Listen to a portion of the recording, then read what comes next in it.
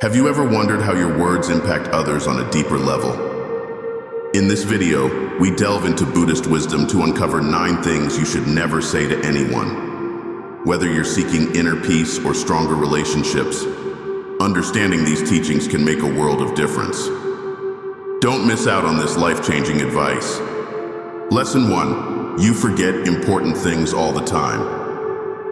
When someone accuses you of always forgetting important things, it's more than just a simple remark. It's a statement that can carry a heavy emotional weight. This kind of comment can be deeply wounding, akin to throwing a stone into a still pond, where the ripples of hurt and frustration extend far beyond the initial impact.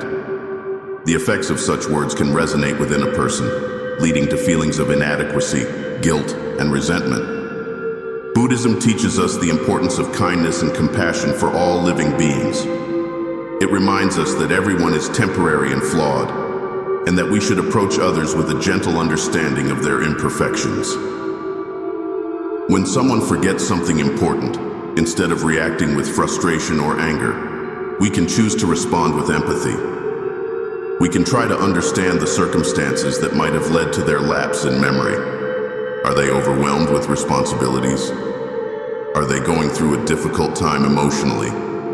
Are they simply dealing with the limitations of being human? Rather than criticizing or berating them for their forgetfulness, we can offer our support.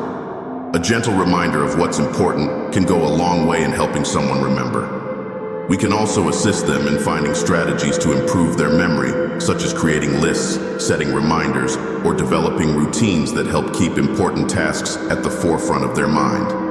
By doing so, we create an environment where growth and healing are possible. This approach aligns with the Buddhist principle of right speech, one of the elements of the Noble Eightfold Path.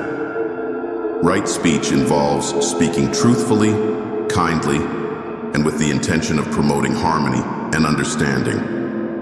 When we speak with kindness and understanding, we not only help others feel supported, but we also contribute to our own spiritual growth. We cultivate positive karma by choosing words that heal rather than words that harm. It's important to recognize that everyone has different strengths and weaknesses. What comes easily to one person may be a struggle for another. Memory, like any other skill, varies from person to person. Some people have an excellent memory for names and dates, while others may excel in different areas, such as creativity or problem solving. By appreciating these differences, we can foster a more inclusive and supportive environment. When we encounter someone who has forgotten something important, we are presented with an opportunity to practice compassion. We can choose to see beyond the forgetfulness and recognize the full person, with all their complexities and challenges. We can choose to offer help instead of criticism, support instead of judgment. By doing so, we not only help others grow, but we also nurture our own capacity for kindness and understanding. Lesson 2. Calm down, it's not a big deal. Telling someone to calm down or that it's not a big deal when they are upset might seem like a harmless or even helpful suggestion at first glance. However, these words can be profoundly invalidating, as they minimize the emotional experience of the person who is upset. Such statements imply that their feelings are exaggerated or unwarranted, effectively dismissing their right to feel the way they do. In doing so, we unintentionally create a barrier between ourselves and the person in distress, making them feel isolated, misunderstood, and alone. This kind of response can be particularly harmful because it denies the person's lived experience. Buddhism teaches us the importance of empathy, of putting ourselves in someone else's shoes and seeing the world through their eyes. This means acknowledging that each person's emotional responses are shaped by their unique circumstances, past experiences, and current mental state. What may seem like a trivial issue to one person could be deeply troubling to another. For example, a minor disagreement with a colleague might feel catastrophic to someone who is already struggling with anxiety or stress. Buddhism encourages us to approach these situations with compassion. When someone is upset, the most valuable thing we can offer them is our presence and our understanding. This involves active listening, paying full attention to what they are saying without interrupting or trying to fix the situation immediately. By listening attentively, we show that we care about their feelings and that we respect their right to feel upset. In many cases, just being heard is enough to help someone start to feel better. Acknowledging their feelings without judgment creates a safe space for them to express themselves. This is a key aspect of right speech, using our words to foster understanding and connection rather than to create division or misunderstanding. When we validate someone's emotions, we help them feel seen and understood, which can be incredibly comforting. It's important to remember that feelings are neither right nor wrong, they simply are. By accepting this, we can better support those around us. Another important Buddhist teaching that applies here is the concept of non-attachment. This principle reminds us not to cling too tightly to our own perspectives or judgments. When we tell someone to calm down, we are often coming from a place of attachment to our own view of the situation. We might believe that because the issue doesn't bother us, it shouldn't bother them either. However, non-attachment teaches us to let go of our ego and to approach others with an open mind and heart. By doing so, we can better understand their experience and offer the support they truly need. When someone is upset, rather than telling them to calm down, try to empathize with their situation. You might say something like, "I can see that this is really bothering you," or "I'm here for you. Let's talk about what's going on." These responses acknowledge their feelings without minimizing them and open the door for a more meaningful and supportive conversation. Remember that everyone's emotional journey is unique. What works for one person may not work for another. By practicing patience, empathy, and right speech, we can help others navigate their emotional landscapes in a way that promotes healing and growth. This approach not only strengthens our relationships, but also fosters a deeper sense of inner peace and compassion within ourselves. Lesson 3. I told you so. The phrase "I told you so" is often uttered in moments when we feel the need to assert our correctness or to highlight that we had predicted the outcome of a situation. While saying this may provide a fleeting sense of satisfaction or validation, it is ultimately a phrase that sows discord and erodes trust. It drives a wedge between people, creating an environment of competition rather than collaboration. The impulse to say "I told you so" stems from a place of ego and pride, which Buddhism teaches us to overcome in our pursuit of inner peace and harmonious relationships. In the teachings of Buddhism, the ego is seen as a source of suffering. The ego thrives on being right, on proving itself superior to others, and on asserting its dominance in various situations.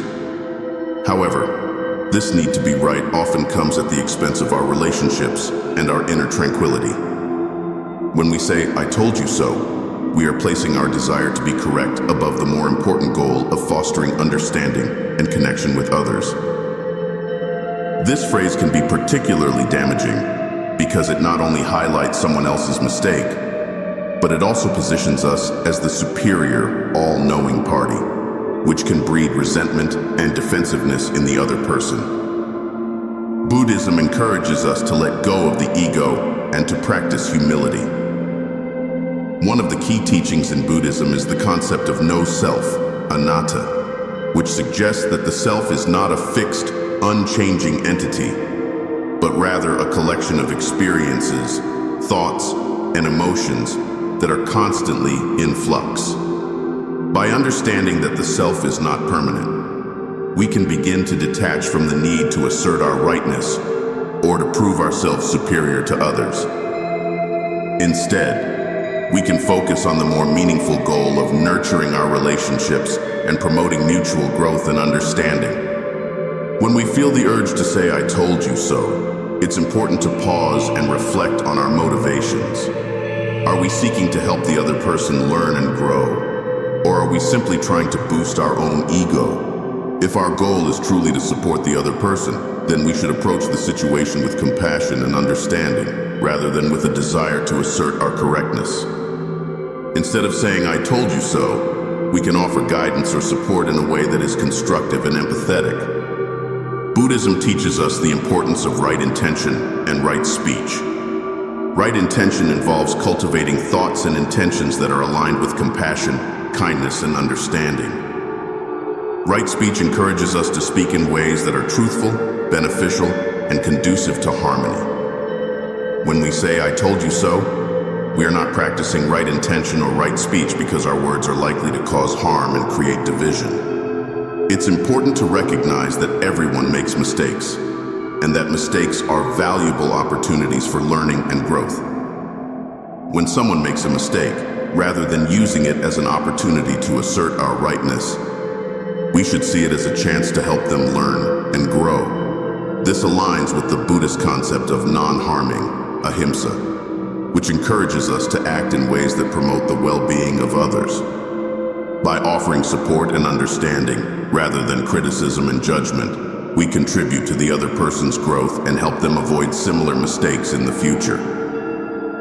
Lesson 4, you're overreacting. Telling someone they're overreacting dismisses their feelings, implying that their emotions are invalid or exaggerated.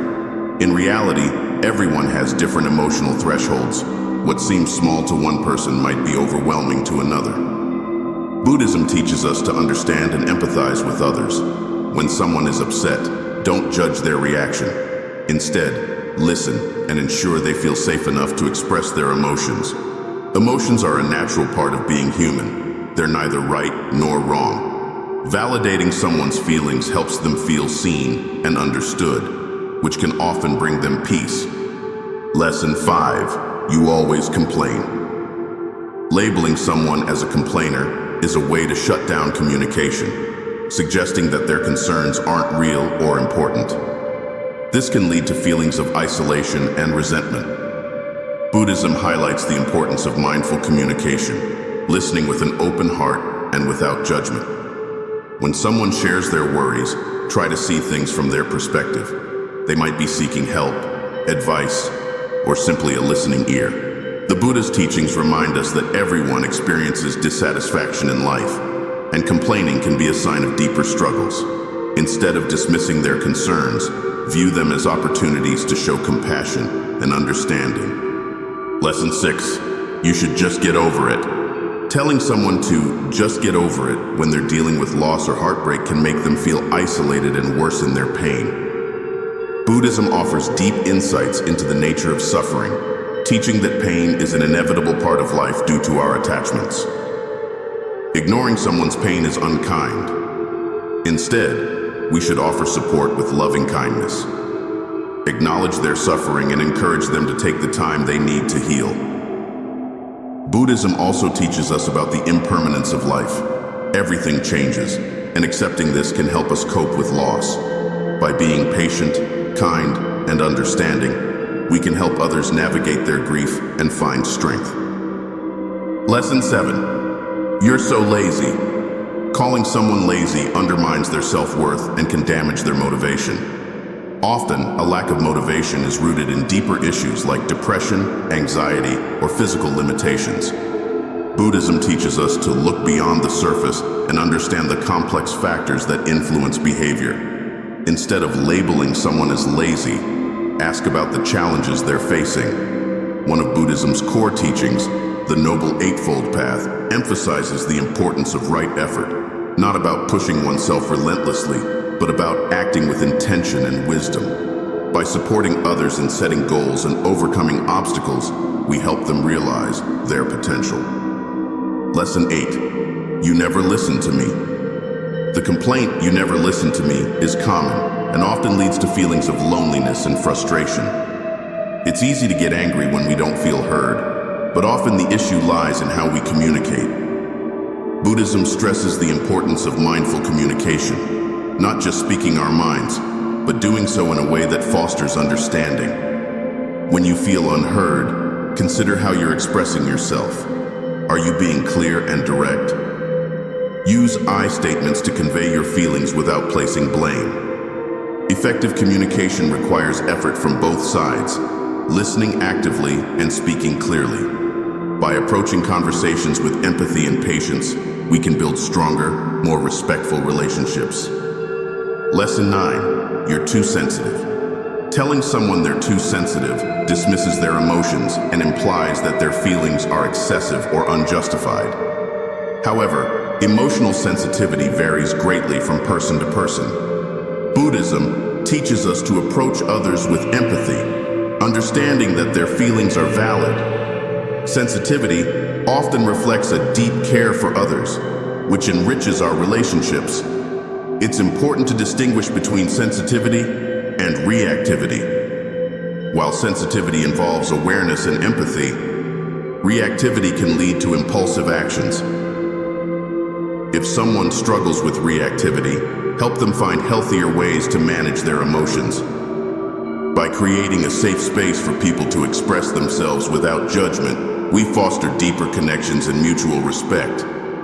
Remember, our words have the power to heal, inspire, and uplift. Let's use them wisely to make the world a better place.